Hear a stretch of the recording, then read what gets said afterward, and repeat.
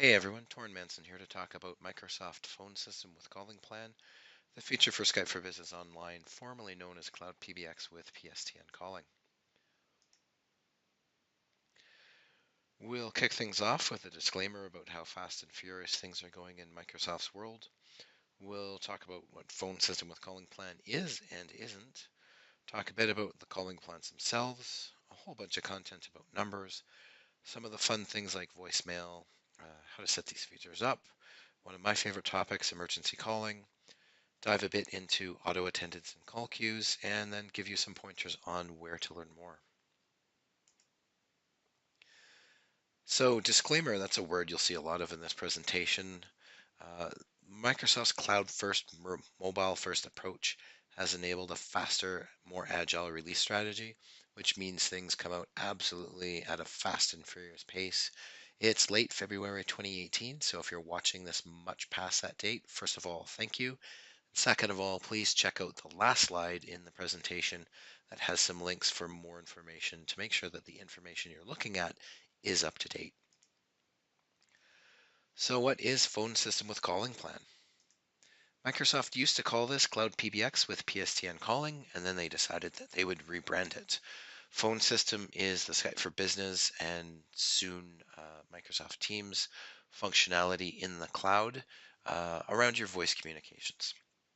Calling Plan is using that cloud PBX functionality on those platforms of Skype for Business and MS Teams to be able to call to and from the PSTN. What it isn't, it's not connectivity to the PSTN through anything on premises in your own building. Those options are on-premise call handling or Cloud Connector Edition. It's not PSTN conferencing, though it is very closely related to it. PSTN conferencing allows you to have callers join your Skype for Business online or Microsoft Teams meetings by dialing into those meetings rather than joining from a PC. So let's jump into some numbers.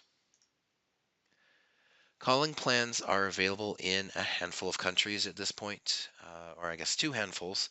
The US, the UK, Canada just in preview, Belgium, France, Germany, Ireland, the Netherlands, and Spain.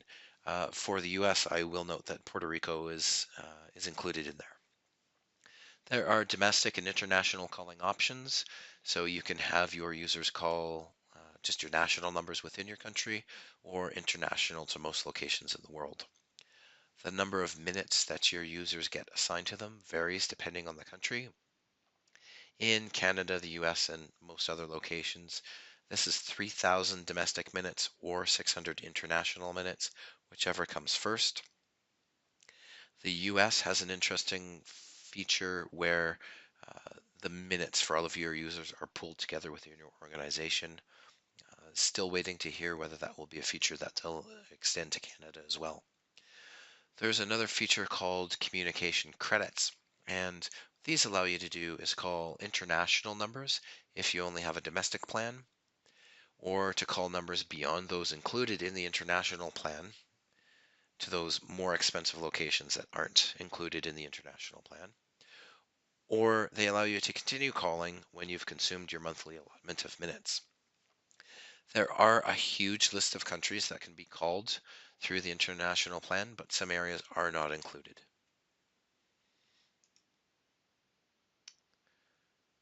So for numbers, there's a couple of different types and some different coverage areas. We talk about user versus service numbers, and the difference here isn't anything to do with the type of the number as far as the PSTN goes.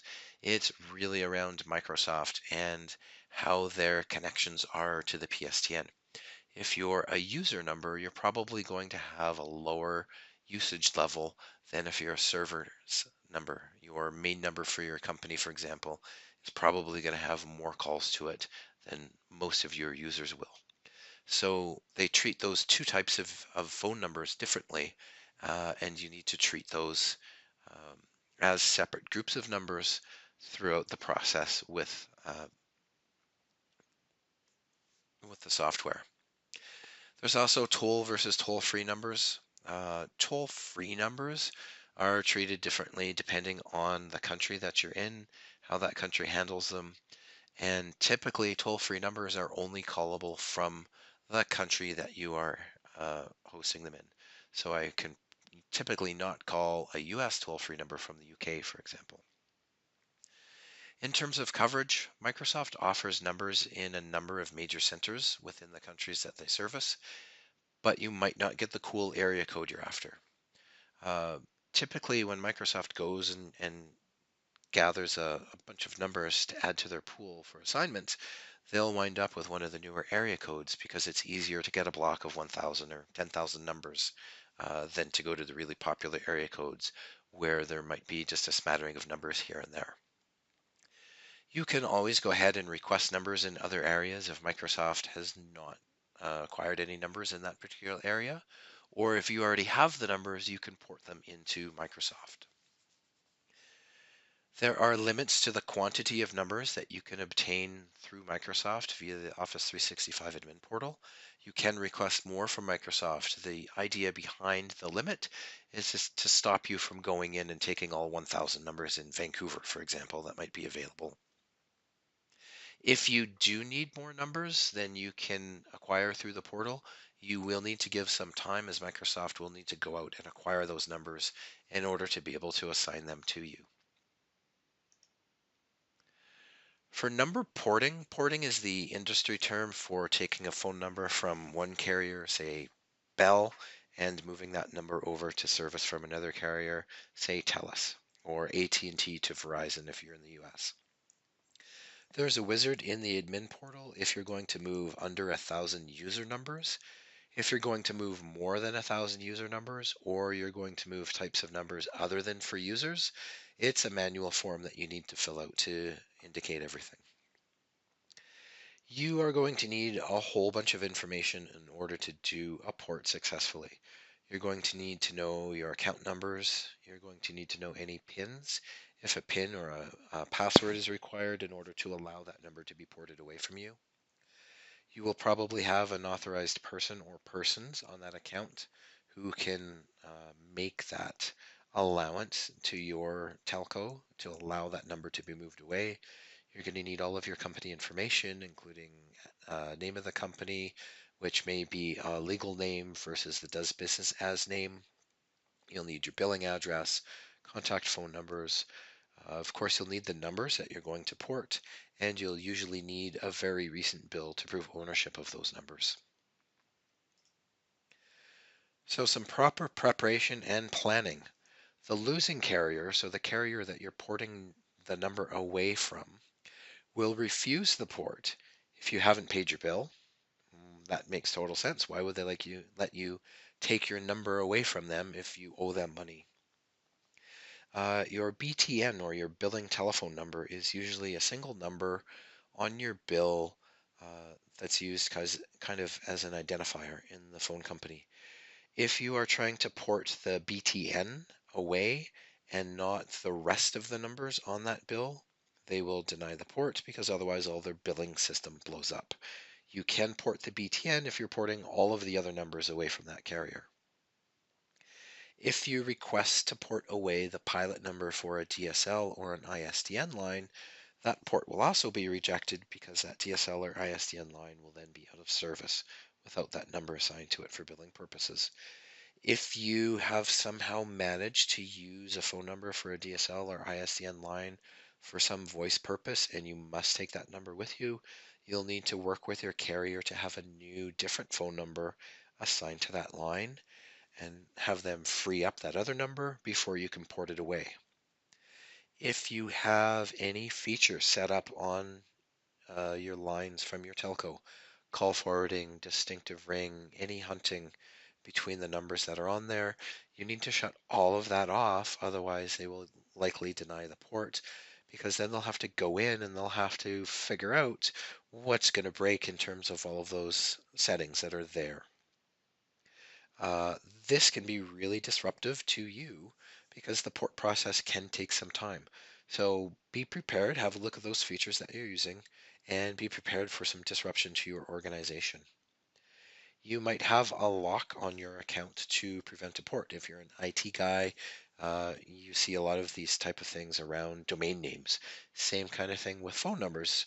Uh, there's some criminal activity out there where people are force porting numbers away from one carrier to another, uh, usually under some sort of a swindle to be able to get money from you um, through the billing cycles. So you may have a lock on your account to prevent a port, and it may take some time for your carrier to remove that lock.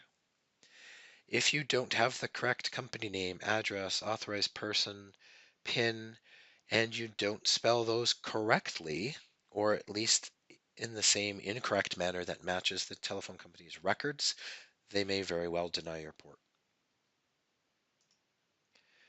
So to prevent poor reporting performance, note that you cannot submit a new port request if your account has a pending port in progress or there's some other changes in flight. Maybe you've asked them to cut down the number of PRIs you have from 8 to 4. They may go, oh, hang on, we're already doing some changes to your account. We're not going to let you port these numbers away right now. So ask them before you get into your process of any changes whatsoever to your environment with them, just to make sure that you don't wind up with any kind of a delay during your cutover process. With Microsoft, you can only submit one type of number on each port order. So see the above bullet about pending ports as well. Uh, if you've got multiple things in flight, you're really going to need to line these up and make sure they're not going to interfere with each other. Uh, with regard to Microsoft, the type of numbers, what this means is Microsoft needs a separate port order for, say, user numbers versus service numbers. So all of your main numbers need to port on one port request, and your user numbers need to port on a second port request, or a second and a third and a fourth, quite possibly. If you have multiple port requests into your carrier, they may not allow that. They may say, hey, hold on, we're going to deny this one. You've already got a port request in progress.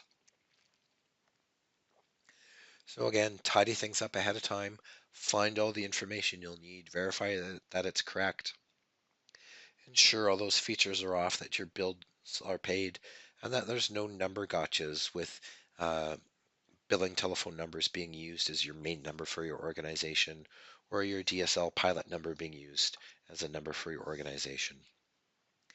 And note that a rejected port normally means that you have to fix whatever the issue is and then start the process again. You don't just get to go and fix the issue and then they carry on from there. You normally need to resubmit everything. So some features and some administration notes. In terms of devices, so a phone on your desk, Polycom, Yealink, and Audio Codes are the only supported vendors at this point. Make sure you purchase a supported model. It should say right on it that it works with Office 365 or Cloud PBX or something like that, and make sure that it's the right firmware. Audio Codes is pretty good around this. Polycom has a bunch of different models of firmware, and depending on who your vendor is, you might not be getting a phone that has the correct firmware on it. You might have to go back, you might have to flash these phones to the correct firmware, and there might be an additional license fee for that as well. You might have a splendid deal available to you for some Link Phone Edition devices, and I would encourage you to avoid these uh, under all circumstances. These phones come out of mainstream support in two months here. So they also don't support TLS 1.2 at this point in time, which is mandatory later this year, around the October timeframe, I believe they just moved it out to, and is also a requirement for PCI compliance and a bunch of other things. So you might see some offers for some really cheap Link Phone editions. Please, please, please don't buy those. The Link Phone Edition phones are things like the Polycom CX500 and CX600. HP has some in the 4120 and 4121 series, uh, and Astra has some models as well. The setup is pretty much all done through the voice page in the Skype for Business Admin Center. You can view and add numbers to your organization. You can view and start ports of numbers in to the organization. You can assign numbers and emergency locations to users, and you can also create and manage your emergency locations here. And on this page as well is the setup for your on-premise PSTN, for your on-premise call handling or your Cloud Connector Edition hybrid deployments. Voicemail traditionally in the Skype for Business environment has been through Exchange Unified Messaging. Phone system voicemail is not Exchange Unified Messaging, and it is your only option, not options as in my slide, oops. Um, so one of the key differences between the phone system voicemail is that this is a new service that Microsoft has written in the cloud specifically to handle voicemail. Exchange UM has a bunch of other functionality in it, like Outlook Voice Access, for example, where you could dial in and have it read your email or your calendar to you and say things like, I am running 10 minutes late for my meeting, and have it send out notifications to your meeting attendees. That's gone from the Skype for Business Online world. You do still get your messages come to the inbox with the same look and feel as when you were using Exchange UM. You just don't have all of those other features. So for most users, there's no real change here. But from an IT pro perspective, uh, be aware that there are these changes going on. Talk about emergency calling for a bit. An emergency address is the civic address of the building, so 123 Main Street. An emergency location may very well be 123 Main Street if it's a smaller building. If you're in a larger building, say a school or an office tower, you'll have an emergency location that's a sub area of an address. 11th floor, 123 Main Street, the north wing of 123 Main Street, if it's a larger building um, in terms of footprint versus vertical height in terms of floors. The addresses, not the addressed, apologies again about that. The addresses must be validated. So what this means is you'll go into the control panel, you'll type in the address as you would put it on a letter or something like that, and hit the validate button. And Microsoft will go out to a variety of different databases. In the US and Canada, this is the Master Street Address Guide, and look at the formatting of the address that you've put in. And the idea here is that we want to get the formatting to be a nice standard so that the emergency services understand you are West 7th Avenue or 7th Avenue West or whatever the particular nomenclature is to describe exactly where you are in terms of your state and abbreviations for your state or your province, for example, things like that. You will also get an emergency terms and conditions um, list that comes up. These are worth a read by all stakeholders in the project. Uh, the Something like emergency calling shouldn't be just left in the hands of IT people. The business leaders need to be aware of how emergency calling in a situation like this differs than a home phone or an older phone system connected directly to the PSTN with BRIs. There is also a disclaimer label that you can print out on a standard Avery, I think it's a 5120 mailing label, and stick it on phones. I'm not a big fan of the wording that's on this particular label. I think it's confusing to the users and doesn't really give them a clear indication that they can use to make a decision in an emergency situation about how to call for help. If I was going to put stickers on phones, I would put, the address of the building, for example, the location of that phone within the building, so that they've got that information handy. And if they should not use that phone to call 911, I would say that as well and give them some options for an alternative. Is there a common area phone by the fire extinguisher, by the photocopier that they can use, for example? In terms of location awareness versus or between a cloud user for Skype for Business and an on-prem user for Skype for Business, when you're an on-prem user in Skype for Business, you can go into the server setup and you can add your subnets and a bunch of your networking information, and that allows the Skype for Business solution to understand where your device, be that your desk phone or your PC, is connected to your network. When you're in the cloud, you don't have an idea of a LAN. You can't tell Office 365 that you are 10.10.0.0/16. So there is no ability to do this kind of IP subnet level location awareness.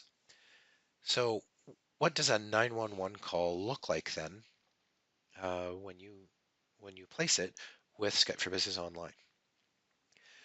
You get your emergency address and your emergency location registered. And if you're calling from your desk with a correctly registered address and location, this will show up on the screen at a call center that will screen 911 calls.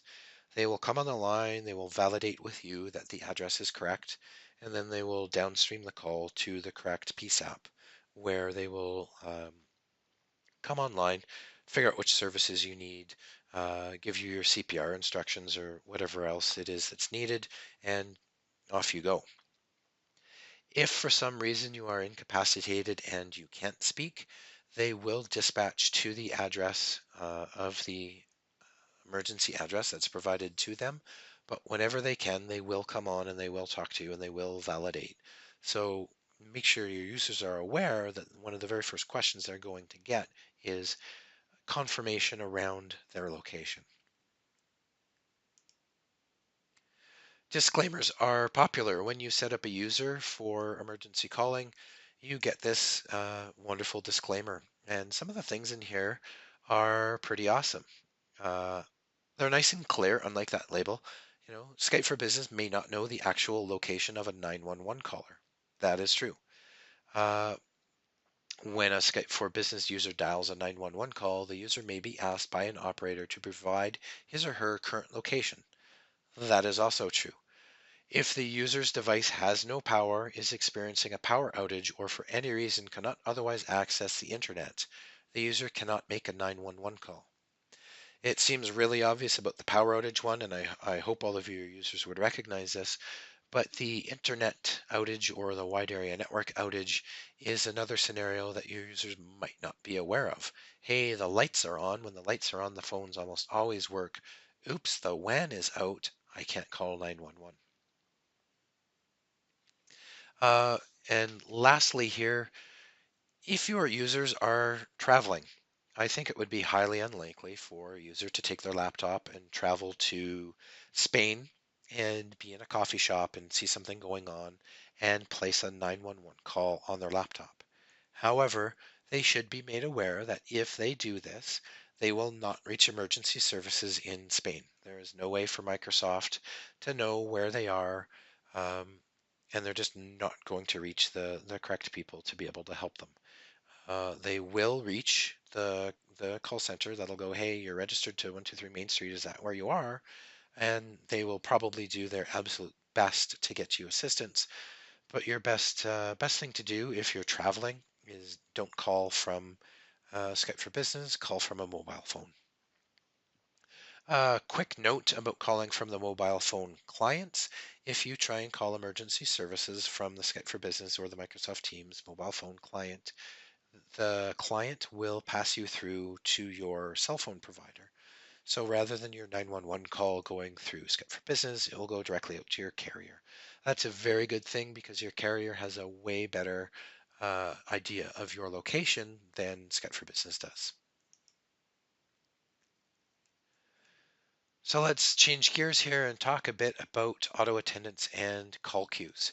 These are really similar to Exchange auto attendants and Skype for Business response groups that we're all familiar with for on-prem deployments.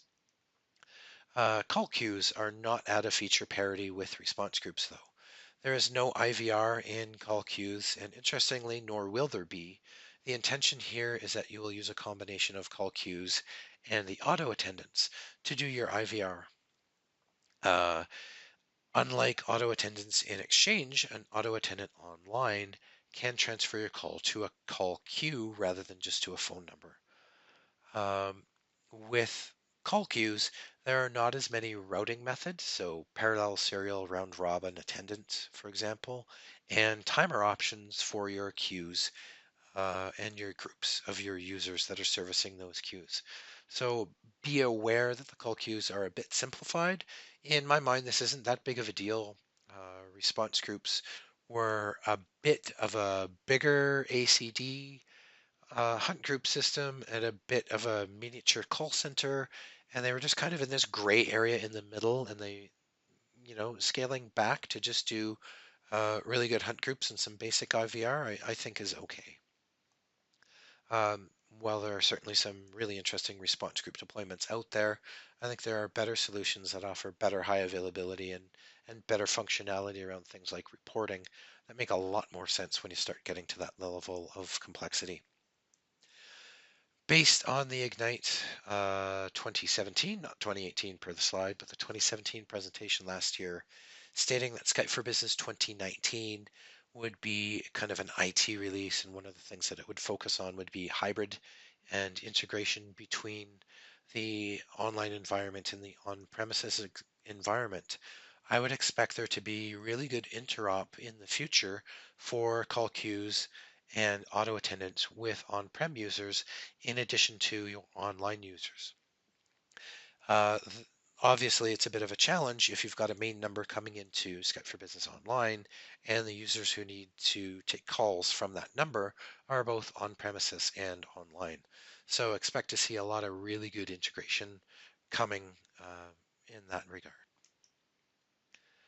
And lastly, here to wrap up, where to learn more.